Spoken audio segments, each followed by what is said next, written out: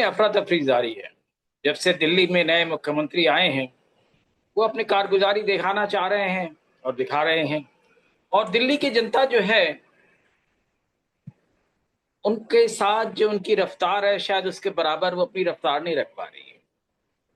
इसलिए दिल्ली में आते ही उन्होंने सबसे पहले तो गाड़ियों का कबाड़ करना शुरू किया। और गाड़ियों का कबाड़ करना जब शुरू किया तो उनके सिस्टम ने ही उनको रोक दिया। और फिर जनता के तरफ से और खास करके उनके पार्टी के अंदर से जिस तरह से आवाजें उठी,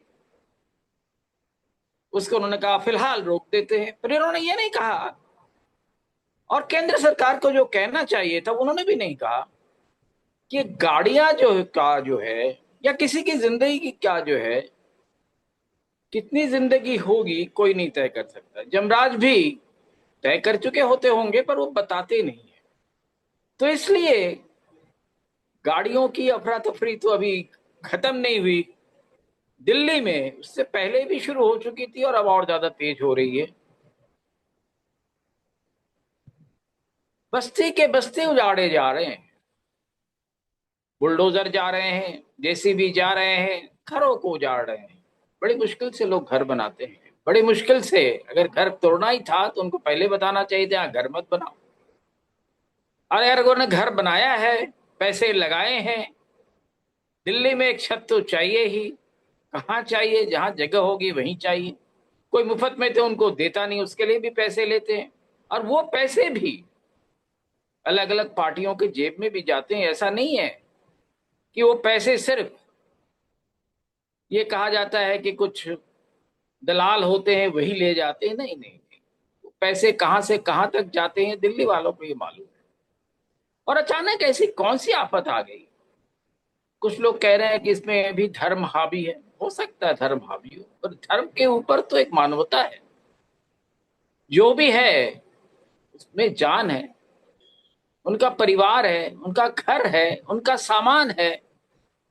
सबके ऊपर से आप जो है, जब बुलडोजर चला देते हैं, बड़ी मुश्किल से आदमी एक टीवी हो या एक पतीला या एक गिलास बड़ी मुश्किल से खरीद पाता है।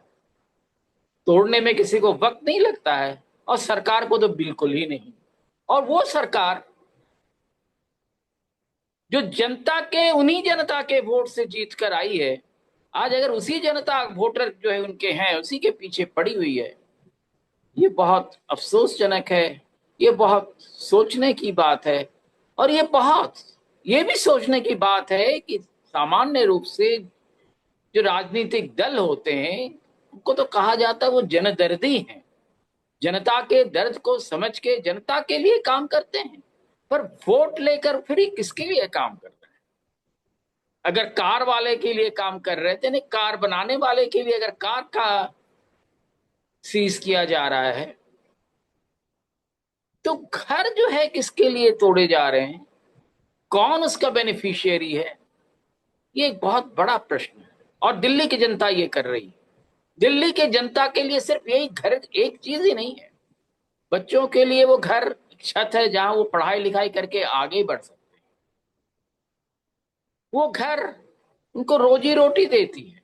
हम देखते हैं आए दिन हमारे घरों में जो मेहरियां आती हैं, उनको रोज कैसी कैसी परेशानियां उठानी पड़ रही है। रोज उनको घर बदलने पड़ते, रोज उनके घर तोड़े जा रहे हैं। और तोड़े जाने से पहले उनके सामान भी नहीं निकालने दिया जा रहा। ऐसा तो किसी तथाकथित, जिसको कहा जाता है, जिनके लिए बहुत ही बुरी बातें की जाती है, वामपंथियों के लिए, वो भी नहीं करते थे। हाँ, इमरजेंसी में जरूर हुआ बुलडोजर का इस्तेमाल। उस वक्त भी तुर्कमान गेट जैसे जगह पर भी घरें तोड़ी गई, तो ये तो समझा गया था। लोग कहते ही थे कि वो पार्टी बड़ी खराब थी, और तो कर ही सकते हैं। तो वो पार्टी खराब थी तो खराब बातों को उन्होंने क्यों सीख लिया? ये ऐसा सिर्फ यही नहीं है, हरियाणा में भी यही हो रहा है, और उत्तर प्रदेश के लखनऊ में भी ये हो चुका है, और शहरों में भी हुआ है और हो रहा है। वृंदावन कॉरिडोर बन रहा है, वहां के नाम पर वृंदावन में ये काम किए जा रहे हैं। ये कौन सी ऐसी जल्दी है, और जल्दी है और जल्दबाजी है, कि लोगों का घर तोड़ना जरूरी हो गया? लोगों का गाड़ियों को, कार वालों की बिक्री बढ़े इसलिए जरूरी हो गया है। और उसमें एक बड़े कंपनी का नाम है जिन्होंने इन सारी चीजों को करवाया है। तो घरों के लिए भी क्या कुछ कंपनियां हैं? वैसे ट्रंप भारत में आ रहे हैं, वो गाजा पट्टी अगर खाली करा सकते हैं तो दिल्ली की पट्टियां भी खाली करवा सकते हैं। ये नहीं पता ट्रंप ने ये काम किया है कि नहीं किया है, पर ट्रंप की अगर ये मंशा हो सकती है तो विश्व के किसी भी सरकार की ये मंशा हो सकती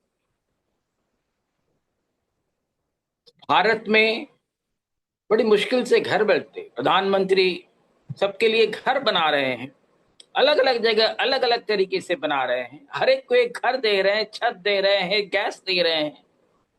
और उन्हीं के तहत उनकी राज्य सरकारें अगर इस तरह से लोगों को, जो उनके पास एक छत है उसको भी मुहैया नहीं रखेंगे, तो ये एक समाज में एक बहुत बड़ी परेशानी का सबब हो जाएगा। समाज में एक अस्थिरता आ जाएगी, और अस्थिरता के बाद क्या होगा कोई कह नहीं सकता।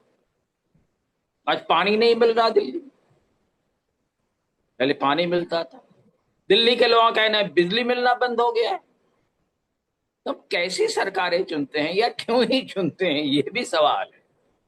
और जो सरकार में चुन के आते हैं, सुना है कि मुख्यमंत्री की बहुत बड़ी आलीशान 2 बंगलों की कोठी बनाई जा रही, और यहाँ आम आदमी के लिए जो छोटी सी रहने की जगह है, जो छोटे मजदूर हैं, छोटे कारोबारी हैं, और इस तरह के जो लोग हैं उनके लिए जिस तरह से वो बेचारी जिंदगी गुजारते हैं दिल्ली जैसे शहर में या किसी भी शहर में कहीं भी, सरकार को सोचना चाहिए और केंद्र सरकार को भी सोचना चाहिए और तुरंत इस पे हस्तक्षेप करके इस तरह की जो कार्रवाइयां हो रही है, जन विरोधी जो है, खास करके ये जन विरोधी कार्रवाई जो हो रही है उसको तुरंत रोकने की जरूरत। सिर्फ कानून के नाम पे गैर कानूनी काम करना किसी भी सरकार को शोभा नहीं देता है। और आज जो हो रहा है वो बहुत दुखदाई है। ये दिल्ली शहर गाजा पट्टी नहीं है, और गाजा पट्टी में भी मानवता दिखनी चाहिए पर वहां भी नहीं दिख रही, और दिल्ली में भी ये नहीं दिख रही है। ये बहुत ही, मैं समझता हूँ, संकट का समय है, बहुत ही चिंतनीय है, और एक सीधा रास्ता हमें देखने की जरूरत है। मैं दिल्ली सरकार से अपील करता हूं कि उनके इस बुलडोजर की कार्रवाई को, लोगों के घर तोड़ने की कार्रवाई को तुरंत रोक दें। धन्यवाद।